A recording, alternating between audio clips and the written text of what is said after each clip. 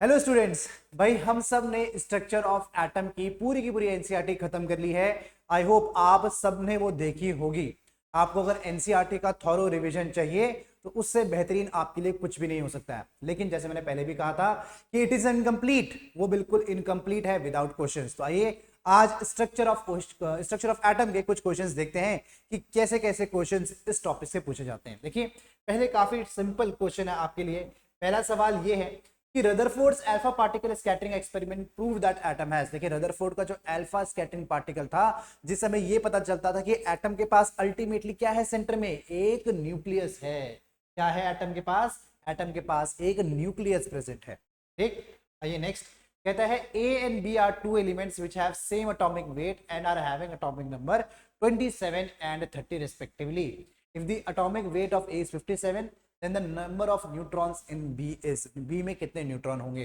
देखिए, वैसे जनरली मैं सजेस्ट करता हूं बच्चों को कि कभी आपके पास एटॉमिक नंबर अगर दे रखा है तो आप एलिमेंट का नाम लिख लीजिए।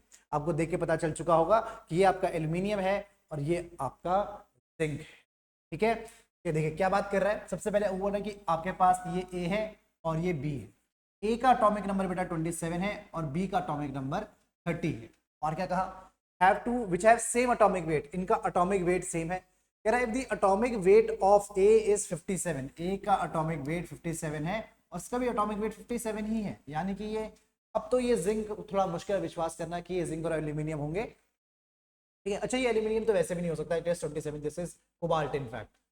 ठीक है, कह रहा है if the atomic weight of A is 57 then the number of neutron is B. B में कितने नंबर ऑफ न्यूट्रॉन्स होंगे? कितने होंगे भाई? ये हो जाएंगे आपके A minus Z, number of neutrons का आ जाएगा A minus Z, that is how much? It is 57 minus 30, that is कितना हो जाएगा? ये हो जाएगा आपका 27 के बराबर। 27 has to be the correct answer. Option number 1 will be correct. सही बात है बिल्कुल। ये नेक्स्ट कहता है find out the nucleus which are isoneutronic, यानी कि आपको आइसोन्यूट्रॉनिक स्पीशीज बतानी है। आइए देखते हैं। देखिए, सबसे पहले आपके पास कार्बन है, कार्बन है। कार्बन ये थोड़ा सा नीचे हो गए, कोई बात नहीं, मैं लिख देता हूँ यहाँ पे। कार्बन में देखिए नंबर ऑफ न्यूट्रॉन्स 14 माइनस 6 कितना आ गया? ये आगे 8। नाइट्रोजन 15 माइनस 9 हो गया बेटा आपके 6 के बराबर। 15 माइनस 7 करना है, थोड़ा सा यहाँ पे चला गया, ये हो जाएगा आपका 8 के बराबर। और 17 माइनस 9 है, ये भी हो गया आपके 8 के बराबर। पहला ही ऑप्शन है जो आपका आइसोन्यूट्रॉनिक आ रहा है। फिलहाल हम बाकी ऑप्शंस भी देखते हैं। इसमें देखिए, इसमें है 12 minus 6 is 6, 14 minus 7 is 7 and 19 minus 9 is नहीं है। ये देखिए 14 minus 6 is 8, 14 minus 7 is 7, 19 minus 9 is 10। ये भी आपका आंसर नहीं हो सकता। तो देखिए 14 minus 6 is 8, 14 minus 7 is 7, 17 minus 9 is, ये भी आपका आंसर नहीं हो सकता। तो पहला ही ऑप्शन आपका हो जाएगा करेक्ट ऑप्शन। ठीक, आइए नेक्स्ट। कहता है elect mass of electron is half, mass of proton is 2 times and mass of neutron is 3/4 the original mass, then the new atomic weight of the atom is. देखिए, आपको पता है कि जो आपका एटॉमिक वेट होता है, जो का एटॉमिक वेट या फिर एटॉमिक मास होता है A, it is equals to number of neutrons plus protons. इसमें इलेक्ट्रॉन का कोई रोल नहीं है।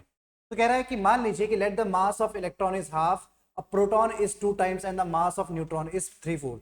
देखिए, कह रहा है कि आपके पास ये एटॉमिक मास है क्या? n प्लस पी के बराबर कोई नया एटॉमिक मास आपके पास a डैश आ रहा है। तो उसमें क्या हो रहा है? उसमें आपका मास ऑफ प्रोटॉन इज 2 टाइम्स, जो प्रोटॉन का मास है वो 2 टाइम्स हो जा रहा है। प्रोटॉन का मास 2 टाइम्स हो रहा है and mass of neutron is 3/4 the original mass. ये आपका 3/4 टाइम्स न्यूट्रॉन्स हो जा रहा है। तो कह रहा है then the new atomic weight of oxygen 16 atom. किसकी बात कर रहा है? ऑक्सीजन 16 एटम की बात कर रहा है। देखिए, ये आपके ओरिजिनल ऑक्सीजन की बात करते हैं। सबसे पहले देखते हैं ओरिजिनल 16 और 8, इसमें क्या था बेटा? इसमें नंबर ऑफ न्यूट्रॉन्स कितने होते हैं? 6 माइनस 8 दैट इज 8, और नंबर ऑफ प्रोटॉन्स में कितने होते हैं? 8। इसका एटॉमिक वेट इसलिए 16 आता था। लेकिन अब ये कह रहा है कि नंबर ऑफ न्यूट्रॉन्स की वैल्यू 3/4 टाइम 8 हो चुकी है और प्रोटॉन्स की वैल्यू 2 टाइम्स 8 हो चुकी है। इलेक्ट्रॉन का इसमें कोई भी रोल नहीं है। तो ये कितना हो जाएगा? ये हो जाएगा आपका, देखिए 2 टाइम्स हो जाएगा 6 और 16 दैट इज 22 के बराबर।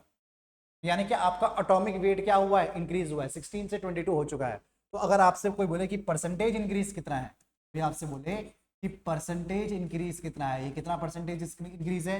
ये आपका 22 माइनस 16, ओरिजिनल था 16 इंटू 100 के बराबर, दैट इज 6/16 इंटू 100, कितना आ जाएगा यहाँ पे, कोई देखिए वैल्यू, हाँ 37.5 के आसपास लग रहा है। एक बार देखते हैं, हो जाएगा 6 इंटू 16, 6.66 से बराबर आ जाएगा। अप्रोक्सीमेटली आपका आंसर क्या हो गया, अप्रोक्सीमेटली आपका आंसर 37.5% के बराबर आ जाएगा।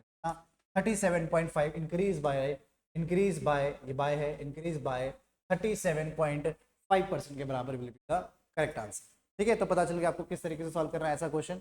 आइए नेक्स्ट करते हैं। कहते हैं angular momentum for P shell electron is, देखिए ध्यान रखिएगा यहाँ पे शेल की बात करी है और पी की भी कैपिटल दे रखा है। एंगुलर मोमेंटम का बेटा फॉर्मूला होता है क्या, M V R equals to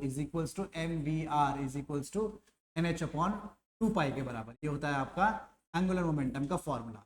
आपके पास पी शेल है, पी शेल के लिए आपके पास एन की वैल्यू कितनी हो जाएगी, काउंट कीजिए आप, K L M N O P, यानी कि ये हो जाएगा, देखिए क्या, K L M N O P, that is 1 2 3 4 5 6, इनकी वैल्यू हो गई 6, दैट इज कितना आ जाएगा, आ जाएगा 6 H upon 2 pi, that is 3 H upon pi will be the correct, कितना 3 H upon pi will be the correct answer.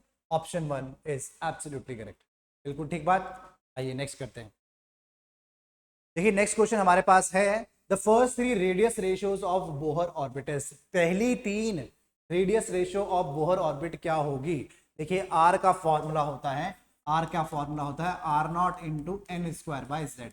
अगर ये स्पेसिफिक किसी एक की बात कर रहा है तो जेड की वैल्यू आपके आ गई कांस्टेंट, जेड की वैल्यू कांस्टेंट आ गई। तो देखिए R1 is to R2 is to R3 का रेशियो किसके बराबर हो जाएगा, ये रेशियो आपका N1 square is to N2 is to, ऐसे कर देते हैं, N2 square is to N3 square के बराबर हो जाएगा।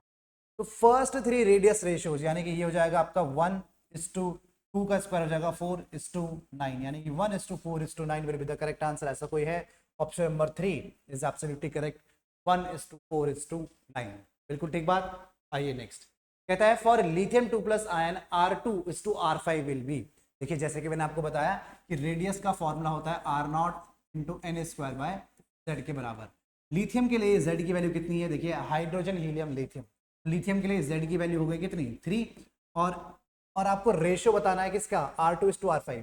तो खैर मुझे 3 लिखने की जरूरत भी नहीं थी, मुझे सिर्फ ये लिखना है R2 by R5 is equals to R naught into 2 का square by Z that is 3 into R naught into 5 का square upon 3, 3 3 cancel, R naught से R3 कैंसिल, ये हो गया आपका 4 बाय 25 के बराबर, कितना 4 अपॉन 25 के बराबर। कहाँ है option, option number second, 4 is to 25 will be the correct answer, बिल्कुल ठीक बात है। कर लेंगे भाई ऐसा सवाल अब, ठीक है आगे बढ़ते हैं। For any hydrogen like system the ratio of velocities of first second and third orbit is v1 is to v3 is to v3 will be, कैसे करेंगे, हम बोलेंगे देखिए वेलोसिटी का फॉर्मूला होता है 2.18 into 10 to the power 6 into Z upon N metre पर second के बराबर। This is the formula, that is v1 is to v2 is to v3। अगर आपकी z की वैल्यू कह रहा है, कोई भी आपका कांस्टेंट कर दिया आपने ना, कांस्टेंट कर दिया, यानी कि z आपने कांस्टेंट कर दिया, यानी कि वैल्यू कितनी आ जाएगी, यानी कि 1 upon n1 is to 1 upon n2 to 1 upon n3 के बराबर, that is 1 upon 1 to 1 upon 2 is to 1 upon 3 के बराबर। तो कुछ ऐसा रेशियो आपको मिलना चाहिए, 1 upon 1 is to 1 upon 2 is to 1 is to 3। Option number second is the correct answer. देखिए अगर आप इसको और अच्छे तरीके से लिखना चाहते हैं, एलसीएम लेंगे आप इसका 6, तो ये ऐसे भी हो सकता है 6 is to 3 is to 2, 6 is to 3 is to 2 will also be the correct answer। ये दोनों ही करेक्ट आंसर है, 1 is to 1 by 2 is to 1 by 3 and 6 is to 3 is to 2, ये भी आपका बिल्कुल करेक्ट है। तो ऐसा कहीं नहीं दिया है तो ऑप्शन नंबर सेकंड ही आपका करेक्ट ऑप्शन हो जाएगा, बिल्कुल सही बात है। आइए नेक्स्ट क्वेश्चन करते हैं। कहते हैं the energy of hydrogen atom in nth orbit is En, hydrogen atom की nth ऑर्बिट में En है, then energy in nth orbit of singly ionised helium atom will be. देखिए एनर्जी का फॉर्मूला होता है -13.6 into Z square by N square के बराबर, यही फॉर्मूला है। कह रहा है कि nth ऑर्बिट में हाइड्रोजन की En एनर्जी है, यानी कि ये En और हाइड्रोजन कितना हो जाएगा -13.6 के लिए आ जाएगी 1 और ये आ जाएगा n स्क्वायर के बराबर ही, सही बात है। तो देखिए मुझे कंपेयर करना है किससे, ये हाइड्रोजन का हो गया, ये मुझे हीलियम से कंपेयर करना है, एनर्जी ऑफ हीलियम, ये कितना हो जाएगा -13.6 into Z square, hydrogen helium हो जाएगा बेटा 4 और ये हो जाएगा आपके एन स्क्वायर के बराबर ही, एन स्क्वायर से एन स्क्वायर कैंसिल, अब देखिए कितना आ रहा है, ये 13.6 से 13.6 कैंसिल, यानी कि hydrogen upon E of helium is coming out to be how much, it is coming out to be 1/4, 1/4 आ रहा है।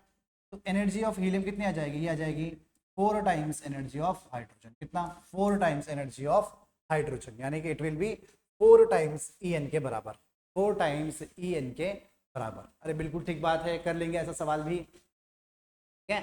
आइए नेक्स्ट करते हैं। कहते हैं maximum frequency of emission if of emission if obtained for the transition is, इनमें से कहां पे आपको मैक्सिमम फ्रीक्वेंसी मिलेगी। देखिए मैक्सिमम फ्रीक्वेंसी का मतलब होता है मैक्सिमम एनर्जी, मैक्सिमम फ्रीक्वेंसी का मतलब होता है मैक्सिमम एनर्जी, यानी कि आपको बस एनर्जी लेवल देखने हैं कि कहां पे आपके मैक्सिमम आ रहे हैं।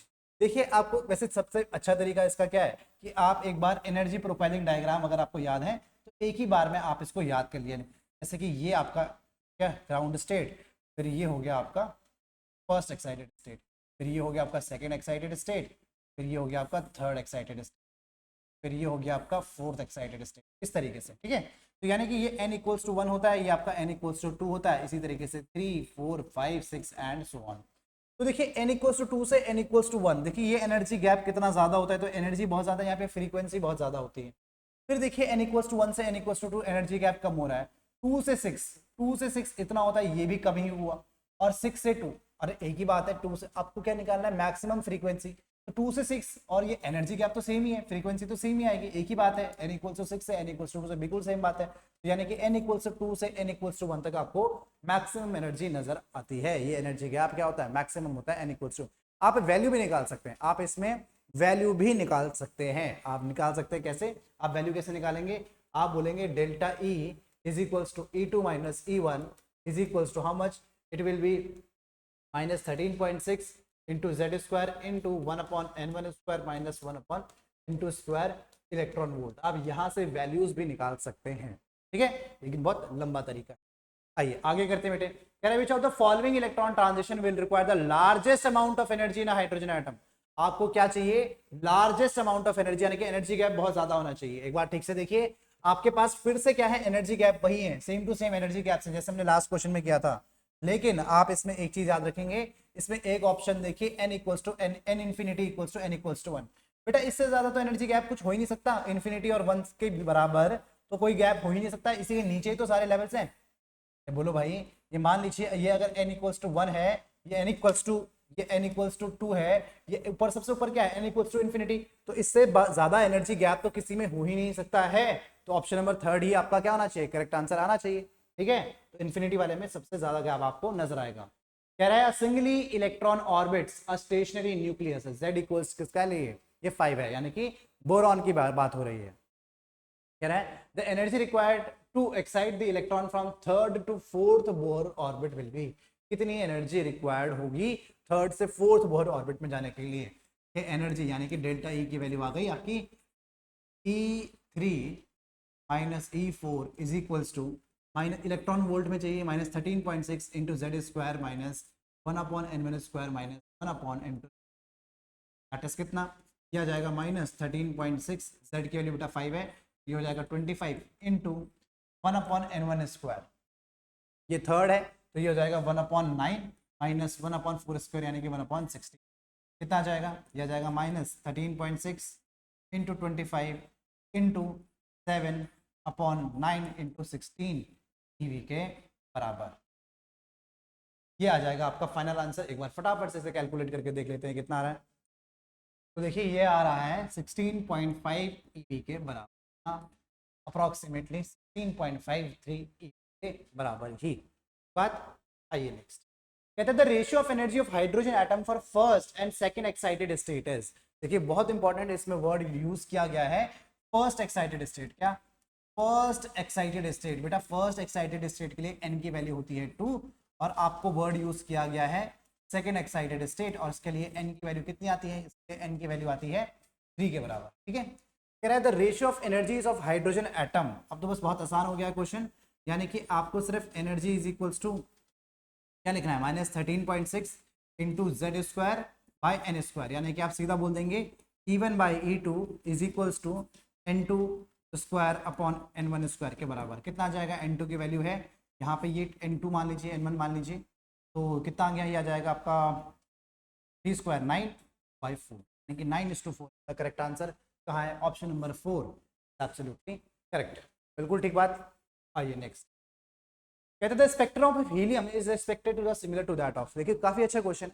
हमें पता है कि जो हम हाइड्रोजन स्पेक्ट्रम पढ़ते हैं वो किसके लिए एप्लीकेबल होता है, वो सिर्फ हाइड्रोजन के लिए नहीं है, सिंगल इलेक्ट्रॉनिक स्पीशीज के लिए एप्लीकेबल होता है। किसके लिए, मैं लिख देता हूं यहाँ पे, जो हम हाइड्रोजन स्पेक्ट्रम पढ़ते हैं, जो हम हाइड्रोजन स्पेक्ट्रम पढ़ते हैं is also applicable to, in fact hydrogen spectrum क्यों, हम बोहर एटॉमिक मॉडल की बात करें, ये किसके लिए होता है, ये सिंगल इलेक्ट्रॉनिक स्पीशीज के लिए होता है। किसके लिए होता है, सिंगल इलेक्ट्रॉनिक स्पीशीज, तभी इनका हम कंपैरिजन कर पाते हैं। कुल मिला के कि अगर number of electronic system same रहता है तो उसका स्पेक्ट्रम एक जैसा नजर आता है।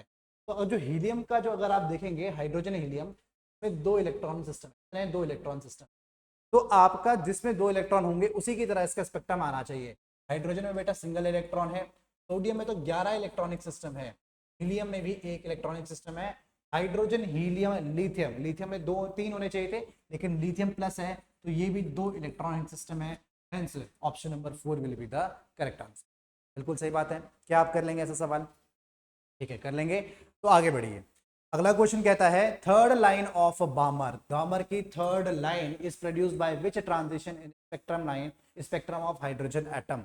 देखिए बामर की थर्ड लाइन बहुत ही आसान है, बना के देखिए, लाइमन बामर, ठीक है, बामर इसकी थर्ड लाइन 1 2 और इनफैक्ट किसी की भी थर्ड लाइन, देखिए ये हो गया आपका लाइमन बामर, इसकी बात कर रहा है n इक्वल्स टू 2 की। इसकी थर्ड लाइन कहाँ से आएगी, इसकी पहली लाइन बेटा ये है, इसकी सेकेंड लाइन ये है, और इसकी थर्ड लाइन ये है इसकी थर्ड लाइन। इसे थोड़ा सा और सुंदरता सुंदरता भरा ये नहीं बना तो और अच्छे से बनाते हैं। पहली लाइन ये है, इसकी दूसरी लाइन ये है, और इसकी तीसरी लाइन, यानी कि कहाँ से आ रहा है, n इक्वल्स टू 2 है, ये n इक्वल्स टू 3 है, n इक्वल्स टू 4 है, और ये n इक्वल्स टू 5 है। कहाँ से आई भाई इसकी तीसरी लाइन, इसकी तीसरी लाइन आई, थर्ड लाइन कहाँ से आई, 5 से लेके 2 तक आ रही है, कहाँ से लेके 5 से लेके 2 तक इसकी तीसरी लाइन आ रही है। ये नेक्स्ट क्वेश्चन कहता है which one of the following electron transition between the energy levels produces the line of shortest wavelength, line of shortest wavelength in hydrogen spectrum. ध्यान रखिए लाइन ऑफ शॉर्टेस्ट वेवलेंथ का मतलब यही है कि आपके पास मैक्सिमम फ्रीक्वेंसी, यानी कि आपके पास मैक्सिमम एनर्जी, अगर मैक्सिमम एनर्जी है तो फिर से आपको एनर्जी गैप देखना है, और आपको पता है सबसे ज्यादा एनर्जी गैप कहाँ होता है, होता है n1 से इन्फिनिटी के बीच में, और फिर आप मान सकते हैं कि वो n2 से n1 के बीच में भी काफी ज्यादा एनर्जी गैप होता है। ठीक है, सबसे ज्यादा तो n1 के बीच में और इन्फिनिटी के बीच में, और अगर किसी भी लेवल में कंपैरिजन करना हो तो एक सेकेंड, अरे n2 से n1 कैसे हो सकता है, n2 से n1 कैसे हो सकता है, देखिए एक और ऑप्शन है n3 से n1, n4 से n1, ये तो काफी अच्छे अच्छे ऑप्शन हमारे पास, देखते हैं, देखिए कैसे होगा, ये आपका हो गया आपका n1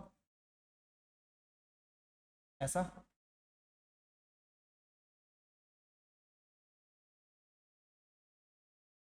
ठीक है। एक बार इन एनर्जी गैप को देखिए, ये आपका n1 है, ये आपका n2 है, n3 है, ये आपका n4 है। तो n2 से n1 तो बेटा ये एनर्जी गैप है, इसके बाद दिया है n3 से n1, n3 से n1 है, ये है आपका n4 से n1, ये तो बहुत ज़्यादा बढ़ते जा रहा है, दूसरा n4 से n3 तो बहुत छोटा एनर्जी गैप है। तो ये वाला जो एनर्जी गैप है n4 से लेके n1, यही सबसे ज़्यादा नज़र आ रहा है, यही सबसे ज़्यादा नज़र आ रहा है। अगर इन्फिनिटी से होता तो सबसे ज़्यादा हो जाता। बोलो भाई क्या बात समझ में आती है, इज दिस क्लियर।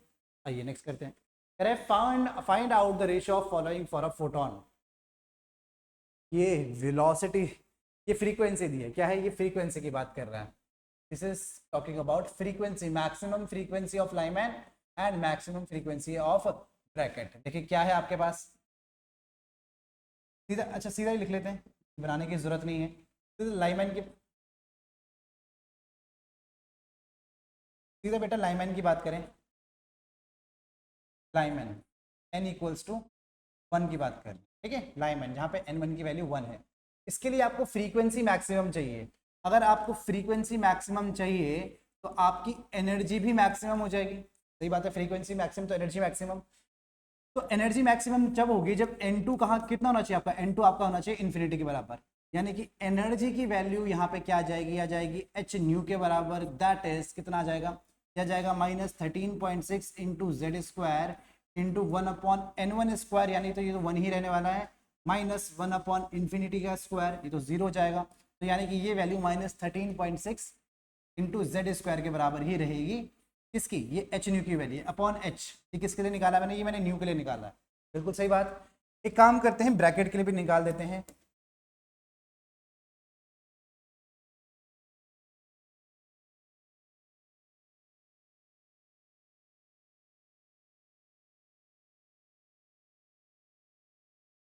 ठीक है, तो ये हो जाएगा आपका ब्रैकेट लाइमैन बामर पार्शियल ब्रैकेट। तो इसमें एन की वैल्यू 4 है, तो आपको फिर से यहाँ पे क्या करना है, energy equals to H nu और सीधा सीधा लिख देना है -13.6 to Z square into 1/4 square -1 infinity square के बराबर, दैट इज कितना आ जाएगा, ये आ जाएगा -13.6 इंटू जेड स्क्वायर बाय 16 के बराबर। बिल्कुल सही बात है, ऐसे हो जाएगा। तो कह रहा है find out the ratio V max का लाइमैन इज टू ब्रैकेट का रेशियो निकालना है। तो देखिए अल्टीमेटली रेशियो में यहाँ पे निकाल के दे देता हूँ आपको, वी मैक्स का लाइमैन और किसका, ब्रैकेट का, हाँ ब्रैकेट का लाइमैन और ब्रैकेट का कितना आ जाएगा, ये आ जाएगा आपका -13.6 into Z square by H upon, ये आ जाएगा -13.6 into Z square by H into 16, that is कितना, ये आ जाएगा बेटा आपका 16/1 के बराबर, that is 16:1 will be the correct answer. कितना, 16:1 will be the correct answer. सही बात है, कर लेंगे भैया ऐसा सवाल भी। आइए नेक्स्ट, कहता है if the shortest wavelength of Lyman series of hydrogen atom is x, यानी कि शॉर्टेस्ट वेवलेंथ यानी कि मैक्सिमम एनर्जी वाला, किसकी बात कर रहा है, शॉर्टेस्ट वेवलेंथ यानी कि maximum energy, then the wavelength of first line of Balmer of hydrogen atom will be। देखिए कह रहा है कि आपके पास लाइमैन सीरीज की वो बात कर रहा है, किसकी बात कर रहा है, लाइमैन सीरीज की बात कर रहा है कि इसकी वेवलेंथ कितनी है, कह रहा है जो 1/λ है, 1/λ है, ये किसके बराबर होता है, ये होता है न्यू बार, या फिर आप सीधा लिखिए R H into Z square of hydrogen atom, यानी कि हाइड्रोजन एटम के बारे में निकालना है। 1 कहां से कहां तक आएगा, देखिए ट्रांजिशन ये होता है आपका 1/n1 स्क्वायर, पहले फॉर्मूला लिख देते हैं 1/n2 स्क्वायर, ये फॉर्मूला होता है। तो कह रहा है कि ये आपका शॉर्टेस्ट वेवलेंथ है, अगर शॉर्टेस्ट वेवलेंथ है तो एनर्जी गैप मैक्सिमम होगा, यानी कि शॉर्टेस्ट वेवलेंथ के लिए आप सबसे पहले लाइमैन के लिए क्या लिखेंगे, आप बोलेंगे 1/λ is equals to R H, Z की जगह आप लिखेंगे 1 का square into 1/n1। Shortest wavelength कहां से कहां तक होगा, ये होगा 1 से लेके इन्फिनिटी तक, 1 से लेके इन्फिनिटी तक, यानी कि ये वैल्यू आपके पास सिर्फ किसके बराबर आ जाएगी, 1/λ की वैल्यू आपके पास आ जाएगी आर एच के बराबर ही, किसके बराबर, आर एच के बराबर। एक बार सेम टू सेम काम बेटा हम किसके लिए करके देखते हैं, ये काम हम करके देखते हैं, क्या पूछा आपसे, बामर, ये काम हम बामर के लिए भी करके देखते हैं। तो देखिए यहाँ पे आपकी 1/λ डैश की वैल्यू आ जाएगी R H into 1, hydrogen atom के लिए निकालनी है, ये आ जाएगा n1 की वैल्यू है, इसके लिए n1 की वैल्यू कितनी हो जाएगी 2, और n2 की वैल्यू कितनी आ जाएगी, ये तो इन्फिनिटी ही है, क्योंकि हमें क्या निकालनी है, shortest wavelength of the first line of बामर। अच्छा, आपको wavelength of first line of बामर निकालनी है, फर्स्ट लाइन ऑफ बामर है लाइमैन बामर, तो n2 की वैल्यू कितनी आ जाएगी, n2 की वैल्यू आ जाएगी आपकी 3 के बराबर, कितना 3, n2 से ऊपर एक आया 3, दैट इज फर्स्ट लाइन, यह जाएगा बेटा आपका 2 स्क्वायर माइनस 1/3 स्क्वायर के बराबर, यानी कि देखिए 1/λ डैश, आर एच की जगह क्या लिख देंगे, आर एच की जगह आप लिखेंगे 1/λ, 1/λ, और ये कितना आ जाएगा, ये आ जाएगा आपका 9 - 4 दैट इज 5/4 इंटू 9 इज 36, तो लैम्डा की वैल्यू आ जाएगी कितनी, लैम्डा की आ जाएगी 5, लैम्डा डैश की वैल्यू मुझे निकालनी है, लैम्डा डैश की वैल्यू आपके पास आ जाएगी, lambda dash will be equal आ जाएगा, ये आ जाएगा 36/5 लैम्डा के बराबर, कितना 36/5 लैम्डा के बराबर। अब देखिए इसका जो लैम्डा था ये x के बराबर है, लैम्डा इज x ओनली, ये चीज़ आपको जो लैम्डा है ये 1/x है, तो x की वैल्यू मेरे पास कितनी आ चुकी है, क्या आ जाएगी मेरे पास, लैम्डा डैश की वैल्यू मेरे पास आ जाएगी 36/5x के बराबर, कितना 36/5x, option number second will be the correct answer, option number second ही आपका करेक्ट आंसर हो जाएगा। बिल्कुल सही बात है, कर लेंगे ऐसे सवाल। आइए नेक्स्ट, कहता है certain electronic transition from an excited state to ground state of hydrogen atom in one or more steps gives rise to 3 lines in the ultraviolet region of the hydrogen spectrum. कह रहा है how many lines does this transition produce in the infrared region of the spectrum. काफी अच्छा सवाल। कह रहा है कि एक ट्रांजिशन हुआ है किसी एक्साइटेड स्टेट से ग्राउंड स्टेट हाइड्रोजन एटम में, यानी कि बीच में बहुत सारे लेवल हैं, ऊपर लेवल से ग्राउंड लेवल तक कुछ ट्रांजिशन हुए हैं और उसकी वजह से वन और मोर स्टेप्स यानी कि एक से ज्यादा स्टेप में हुए हैं, यानी कि मल्टी स्टेप ट्रांजिशन हुआ है। Rise to 3 lines in the ultraviolet region. Ultraviolet region किसकी बात होती है? सबसे पहला जो रीजन होता है यही अल्ट्रावायलेट रीजन है। कि ऊपर आता है बेटा आपके पास विजिबल रीजन और इसके पास आता है आपके पास आईआर रीजन। मान लीजिए ये कुछ एन लेवल से गिरा है, तो कहता है कि how many lines does this transition produce in the infrared of the spectrum. आपको इंफ्रारेड रीजन में कितनी लाइंस मिली होंगी।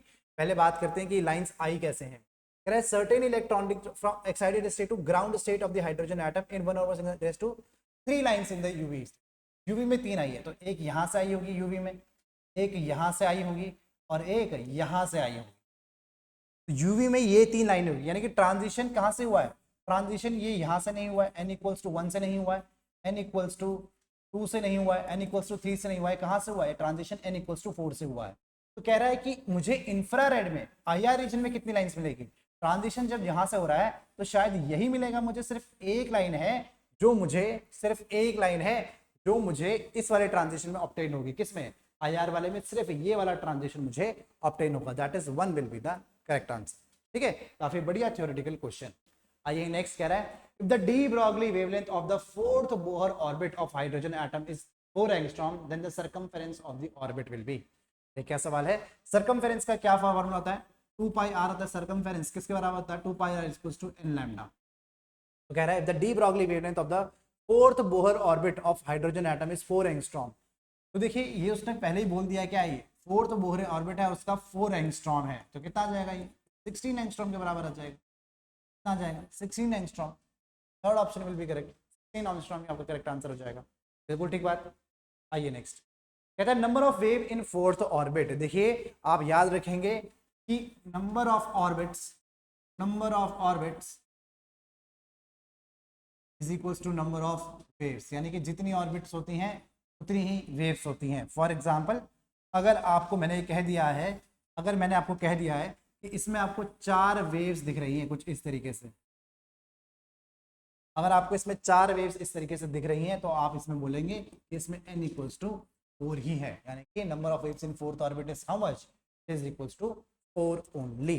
ठीक बात। आइए नेक्स्ट कहता है what is the ratio of de Broglie wavelength for electrons accelerated through 200 volts and 50 volts respectively. इतना मान लेते हैं कि रिस्पेक्टिवली लिखा होगा।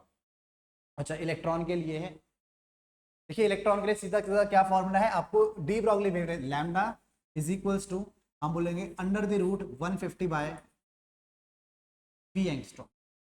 ये फॉर्मूला है और electron accelerated through v voltage, ये फॉर्मूला आता है। आप इसे 150 को आप 12 पॉइंट अंडर रूट हटा के 12.28 भी लिख सकते हैं, फिलहाल मेरा इससे काम आ जाएगा। ठीक है, तो यानी कि आपका वोल्टेज की वैल्यू अलग अलग है, तो आप सीधा सीधा बोल सकते हैं lambda 1 upon lambda 2 is equals to under the root v2 by v1 के बराबर। That is how much? आपका कितना है? पहला v2 की वैल्यू कितनी है? 50 और ये हो जाएगा आपके पास 200। दैट इज कितना? Under the root 1 by 4 that is 1:2। क्या रेशियो आया आपका? 1:2। 1:2 will be the correct ratio. 1:2 ही आपका करेक्ट आंसर हो जाएगा। यही आपके डी ब्रॉगली वेवलेंथ का भी रेशियो होगा, लैम्डा 1 बाय लैम्डा 2 आपका आंसर यह आ जाएगा। ठीक बात है, कर लेंगे ऐसा सवाल। आइए next which of the following has least de Broglie wavelength. इनमें से किसका सबसे ज्यादा डी ब्रॉगली वेवलेंथ होता है? कंसीडरिंग ऑब्वियसली यहाँ पे ये कंसीडर किया जा रहा है कि वेलोसिटी सबकी सेम है, तो हम बोलते हैं lambda is equals to h upon mb के बराबर है। यहाँ पे मान के चल रहे हैं, कुछ और नहीं कर सकते। इतना तो मान सकते हैं कि इसकी जो वेलोसिटी है वो कांस्टेंट मान के चल रहे हैं। कितना वेलोसिटी कांस्टेंट मान के चल रहे हैं? तो lambda is inversely proportional to mass, यानी कि जिसका मास सबसे ज्यादा है has least least de Broglie wavelength. जिसका मास सबसे ज्यादा उसकी जो डी ब्रॉगली वेवलेंथ होगी सबसे कम होगी। इलेक्ट्रॉन सबसे छोटा मास, फिर प्रोटॉन। कार्बन डाइऑक्साइड 44U और SO2 कितना? 64U के बराबर। कितना? 64U। यही है जिसका मास सबसे ज्यादा है तो उसकी डी ब्रॉगली वेवलेंथ भी सबसे कम हो जाएगी। बोलो भाई, क्या आपको ये बात समझ में आती है? आती है तो बहुत बढ़िया। आइए नेक्स्ट करते हैं। कह रहे the following quantum numbers are possible for how many orbitals. ये जो क्वांटम नंबर्स है कितनी ऑर्बिटल्स के लिए पॉसिबल है? कौन से? ये बात कर रहा है n इक्वल्स टू 3 और l इक्वल्स टू 2 और m इक्वल्स टू +2, यानी कि ये बात कर रहा है 3D की। पहले तो एक काम करते हैं, पहले 3D बना के देखते हैं। ये रहा आपका 3D, और 3D में भी वो कह रहा है, 3D में भी वो किसकी बात कर रहा है? वो m इक्वल्स टू +2 की बात कर रहा है।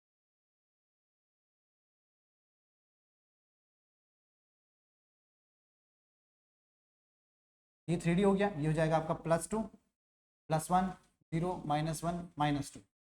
तो किसके लिए कितनी कितनी ऑर्बिटल्स के लिए पॉसिबल है? सिर्फ एक ही तो ऑर्बिटल नजर आ रही है 3D की +2 वाली, एक ही तो है, तो एक ही के लिए पॉसिबल है भाई। कितनी ऑर्बिटल्स के लिए पॉसिबल है? सिर्फ एक वैल्यू के लिए पॉसिबल है।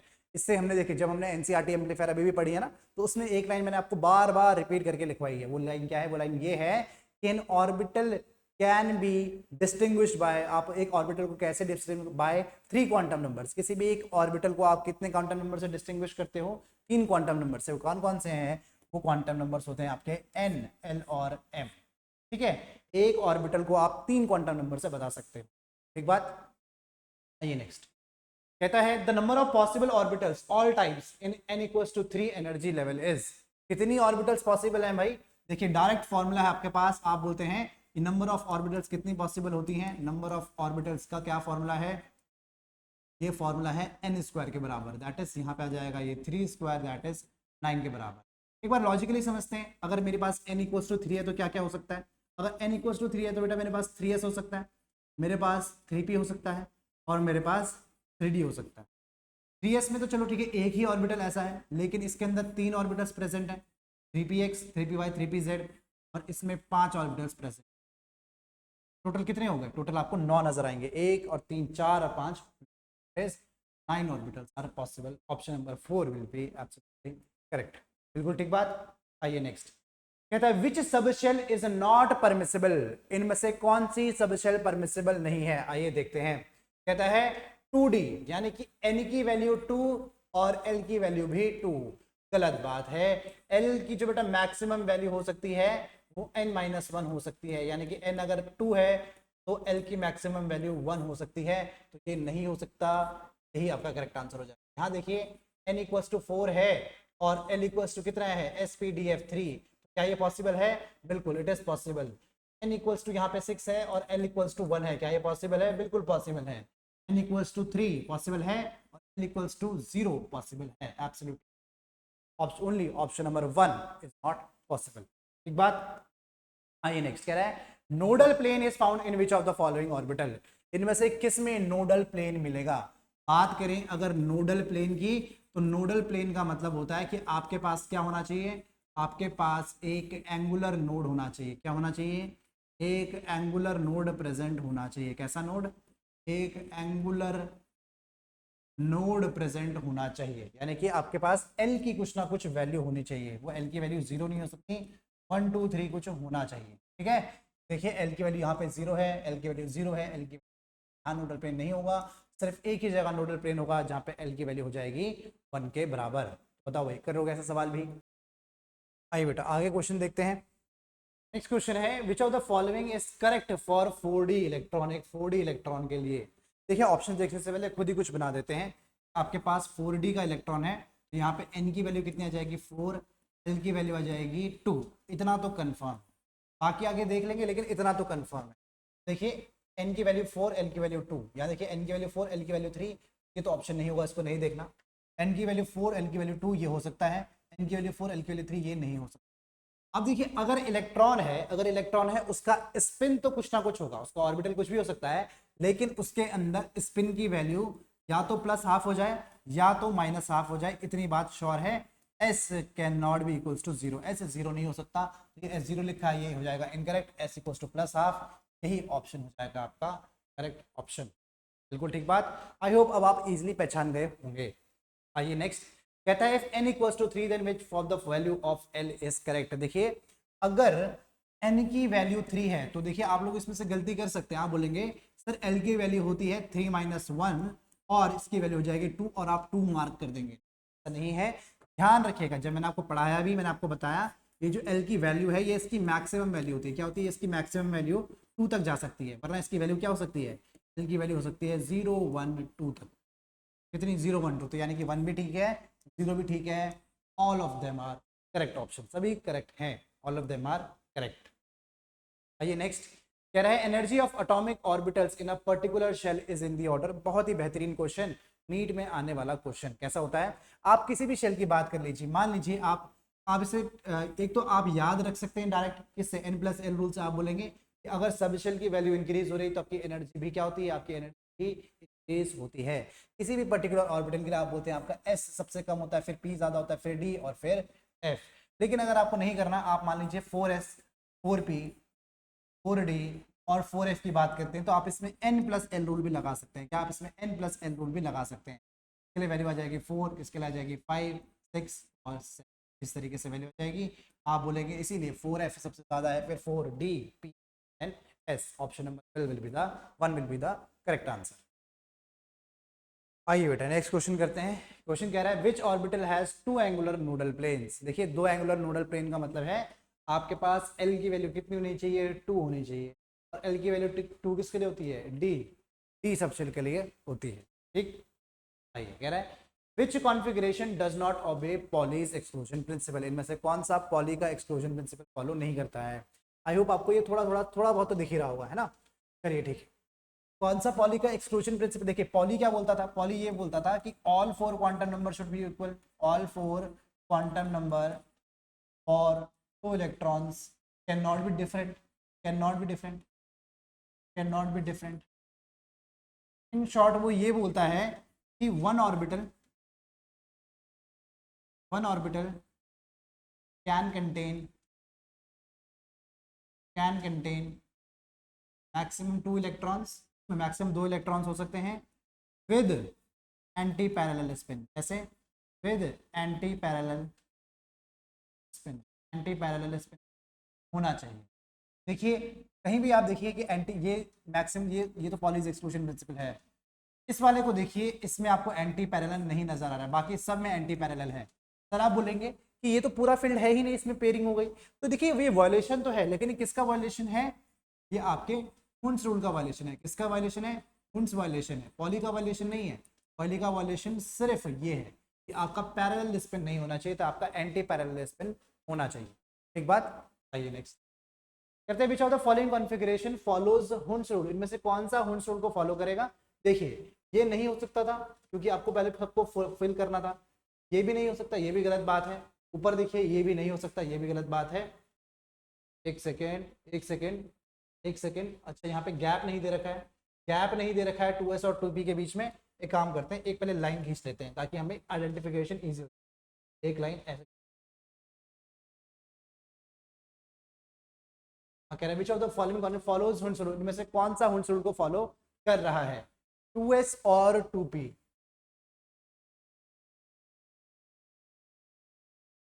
कौन सा फॉलो कर रहा है? ये मतलब इसमें तो कोई मतलब ही नहीं है फॉलो करने का, क्वेश्चन ही बेटा। मुझे ये देखिए, ये पता है कि ये फॉलो नहीं कर रहा है और ये भी फॉलो हुंस रूल नहीं कर रहा है, इतना तो श्योर है। बाकी दोनों में तो दोनों सेम ही हो गए, दोनों तो सेम ही हो गए। इन दोनों में कुछ फर्क है क्या? इन दोनों में कोई फर्क ही नहीं। एक काम कर देते हैं, ऑप्शन थोड़ा सा चेंज कर देते हैं, थोड़ा सा आपके लिए मैं इसे चेंज कर देता हूँ। मैं इसको एक और ऐसे बना देता हूँ, इसको भी ऐसे बना देता हूँ। अब मेरा ऑप्शन बन जाएगा, वो ऑप्शन कौन सा जाएगा? ऑप्शन नंबर 4 ही करेक्ट आंसर। ठीक है, तो थोड़ा सा ये ठीक कर लीजिएगा, ये हो जाएगा ready to go. The orbital with maximum energy is, सबसे ज्यादा एनर्जी किस ऑर्बिटल की होगी? कौन सा रूल है भाई? ये रूल है n+l। इसका नाम क्या है? n+l। फटाफट सबकी n+n वैल्यू निकालिए। ये हो जाएगा 3 + 2 कितना आ जाएगा? 5 के बराबर। ये हो जाएगा आपका 5 + 1 कितना आ जाएगा? 6 के बराबर। This will be 6 + 2 that is 8 यानी 8 के बराबर। और ये हो जाएगा 4 + 0 दैट इज 4 के बराबर। कह रहा है the orbital with maximum energy कौन सी नजर आ रही है? जिसके पास 8 हैं, दैट इज 6d की आपकी मैक्सिमम एनर्जी हो जाएगी। एक बात, आइए नेक्स्ट सवाल। कहता है n values of an orbital a are 3 and 2 of another orbital b are 5 and 0। इनमें से द एनर्जी ऑफ, किसकी एनर्जी ज्यादा या कम बतानी है। देखिए ये n प्लस एल अगर आप इसमें लगाएंगे n प्लस एल, ये कितना आ जाएगा, ये आ जाएगा आपकी a के लिए n प्लस एल की वैल्यू आ जाएगी 5 के बराबर, और इसके लिए b की वैल्यू आ जाएगी कितनी 5 प्लस 0, दैट इज c भी 5 के बराबर। जब भी n plus L value same होती है, इफ n प्लस एल आपका क्या आता है, अगर इसकी वैल्यू आपके पास सेम आती है, तब हम बोलते हैं कि energy is directly proportional to n, यानी कि उस टाइम पे किसकी कम एनर्जी होगी, मैं बोलूंगा कि मेरी 3D की एनर्जी कम हो जाएगी किससे, 5s से। ठीक है, ये मेरा A है, ये मेरा B है। तो देखिए कह रहा है B has more energy than A, ये बात करेक्ट है कि B has more energy than A, B के पास ज्यादा एनर्जी रहेगी A से। कह रहा है A is more than B, A की एनर्जी ज्यादा, एनर्जी की बात कर रहा है, नहीं A की ज्यादा नहीं है, A एंड B है सेम एनर्जी, सेम एनर्जी भी नहीं है, B की एनर्जी ही ज्यादा है A से। एक बात, आइए नेक्स्ट क्वेश्चन कह रहा है which set of quantum numbers is correct for electron in 3p orbital, electron कहाँ है आपके पास 3p ऑर्बिटल में है। ये देखने से पहले खुद से बनाइए n, l, m और s। देखिए n की वैल्यू कितनी हो जाएगी 3 और l की वैल्यू मैक्सिमम वैल्यू 2 हो सकती है, m की वैल्यू कितनी हो सकती है +1 -1। देखिए अगर आपके पास अच्छा 3p है, 3p है ना, तो l की वैल्यू कितनी हो जाएगी, 3p के लिए l की वैल्यू 1 हो जाएगी, m की वैल्यू आपकी +1 हो सकती है, -1 हो सकती है, 0 हो सकती है, s की वैल्यू आपके पास +½ हो सकती है और -½ हो सकती है। तो इसके अलावा अगर कोई और पॉसिबिलिटी है तो वो गलत है कि एल की वैल्यू 3, एल की वैल्यू 2, एल की वैल्यू 2 पॉसिबल है पर पी के लिए पॉसिबल नहीं है, एल की वैल्यू माइनस में तो होती ही नहीं है, एल की वैल्यू 0 ये पॉसिबल नहीं है, वैल्यू 1 पॉसिबल है। Option number 4 will be the correct answer, full match कर रहा है आपके सामने। एक बात, आइए बेटा नेक्स्ट क्वेश्चन देखते हैं कि कह रहा है plots for 2s orbital are, ये प्लॉट्स हैं आपके पास, ये प्लॉट है, ये प्लॉट है और ये प्लॉट है। कह रहा है इसमें एक्स वाई और जेड रिस्पेक्टिवली क्या है, ये एक्स वाई और जेड एक्सेस क्या है। अगर आप ठीक से देखेंगे एक्स अगर 2s ऑर्बिटल है तो ऐसा जो ग्राफ आता है, देखिए ये 0 तक नहीं जा रहा, तो ये क्या है, ये आपका शाई स्क्वायर या फिर इसको आप आर स्क्वायर कहते हैं, प्रोबेबिलिटी का ग्राफ है, किसका, ये आर स्क्वायर का ग्राफ है।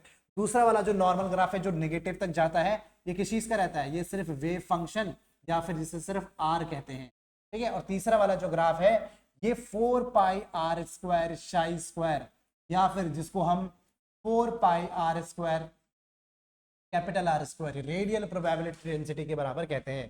तो क्या क्या चीजें भाई, ये है आपका आर स्क्वायर आर और 4 पाई आर स्क्वायर के बराबर। Option number B will be the correct answer.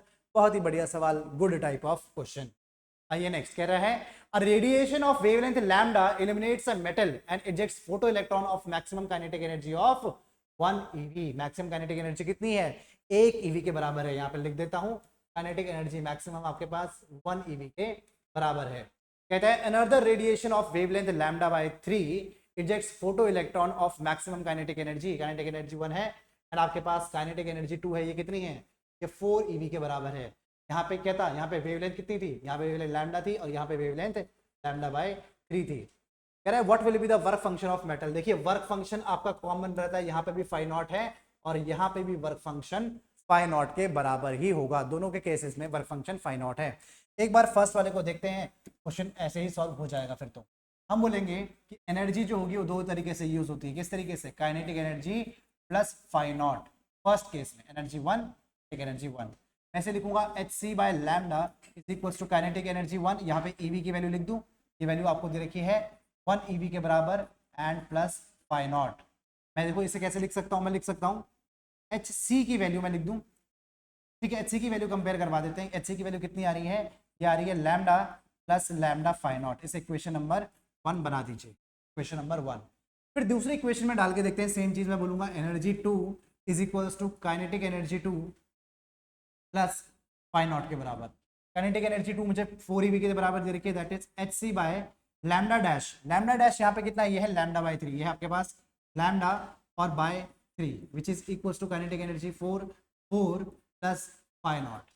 एक बार hc की वैल्यू कितनी है, ये है, इक्वेशन नंबर 2 डाल देता हूँ, इसको मैं अब यहाँ पुट कर रहा हूँ, इस वैल्यू को मैं यहाँ पुट कर रहा हूँ, ये जो वैल्यू है hc बाय लैम्डा ये यहाँ पुट कर देता हूँ। देखिए hc बाय hc की जगह क्या लिख दूं, ये लिख दूं मैं लैम्डा प्लस लैम्डा नॉट, ये लिख दूं मैं lambda 1 plus phi naught into 3 और upon lambda which is equals to 4 plus phi naught के बराबर, यानी कि लैम्डा से लैम्डा कैंसिल।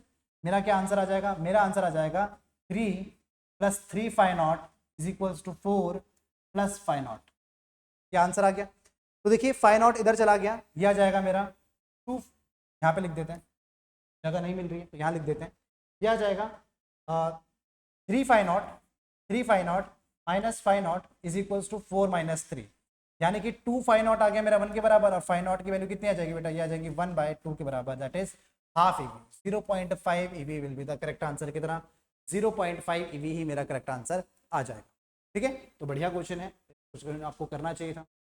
फिर देखिए नेक्स्ट क्वेश्चन है, the ratio of slopes of maximum kinetic energy versus frequency and stopping potential versus frequency in photo electric effect gives. क्या किसका रेशियो निकालना है?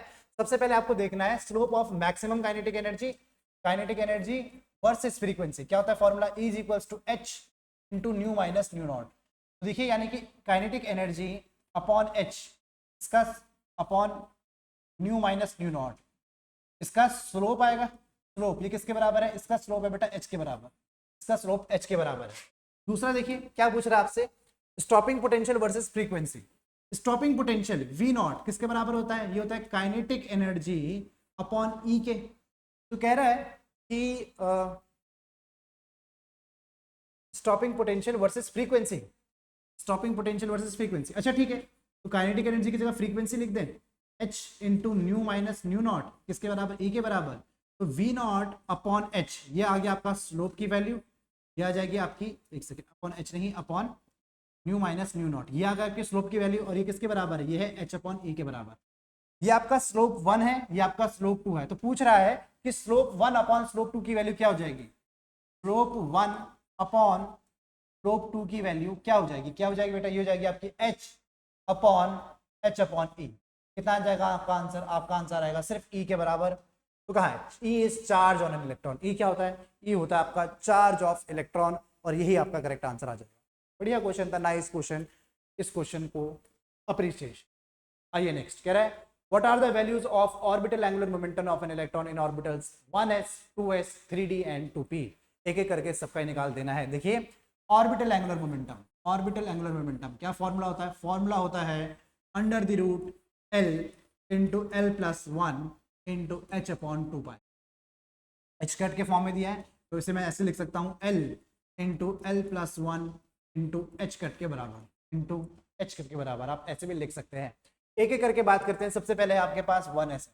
देखिए चाहे आपके पास 1s हो 2s हो, मुझे एक काम करता हूं, मैं क्या 1s क्या, मैं 2s के लिए 3s के लिए 4s के लिए सब के लिए, इन सब के लिए l की वैल्यू 0 है। अगर इन सब के लिए l की वैल्यू 0 है तो ऑर्बिटल एंगुलर मोमेंटम कितना हो गया? ये भी 0 हो गया, ये भी 0 हो गया, कुछ सोचना ही नहीं है इसमें, तो सही बात है। और अगर आपके पास 2p है, 3p है, 4p है, कुछ भी है जिसके लिए l की वैल्यू कितनी आ जाएगी? 1। ऑर्बिटल एंगुलर मोमेंटम कितना आ जाएगा? ये आ जाएगा आपका under the root 1 into 1 plus 1 into H cut, that is कितना? ये आ जाएगा आपके पास रूट 2 H कट के बराबर, सही बात। और आपके पास अगर 3D है, 4D है, 5D है, यानी कि ऐसी कोई भी वैल्यू जिसमें L की वैल्यू 2 है, तो उसमें ऑर्बिटल एंगुलर मोमेंटम कितना आ जाएगा? ये आ जाएगा under the root 2 into 2 plus 1, that is under the root 6 H cut के बराबर। कैसा आंसर आ जाएगा आपका? आएगा 0 0 रूट 2 एंड रूट 6। कहा है भाई? अच्छा 3D है ना, पहले 3D है, 0 0 3D है पहले, रूट 6 एंड देन रूट 2, ऐसा कहीं है? हाँ, ऑप्शन नंबर पहला ही 0 0 root 6 and then root 2 H cut के बराबर। ठीक है, बिल्कुल सही ऑप्शन है, पहला ही option.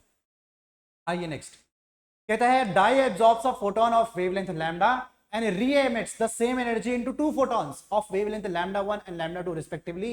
The wavelength lambda is related to lambda 1 and lambda 2 as। कैसे रिलेशन इनका आएगा? देखिए कैसे करेंगे सवाल को। आप बोलेंगे कि आपके पास मान लीजिए ऐसा कुछ मेटल है, या फिर ये डाई, इन्होंने कहा है तो डाई मान लेते हैं, तो इसमें कुछ एनर्जी आई, इसमें कुछ आपने एनर्जी दी E, तो ये जो एनर्जी है इसकी एनर्जी के साथ एसोसिएटेड Hc बाय लैम्डा कुछ ना कुछ होगा, बिल्कुल होगा। वो कह रहा है कि ये दो पार्ट में स्प्लिट होती है, ये दो पार्ट में इसकी एनर्जी स्प्लिट हो रही है, एक है E1 और दूसरी है एक और स्प्लिट हो रही है जिसका नाम है E2, जिसका नाम है, एक E1 की तरह स्प्लिट हुई है और एक ऐसे हुई है स्प्लिट, कोई बात नहीं, ये हुई E1 और ये हो जाएगा मेरा एच सी बाई लैम्डा के बराबर। पहला स्प्लिट इसका ये है और दूसरा स्प्लिट इसका कुछ इस तरीके से है, ये ऐसे स्प्लिट हुई है E2, दैट इज कितना एच सी बाई लैम्डा 2 के बराबर।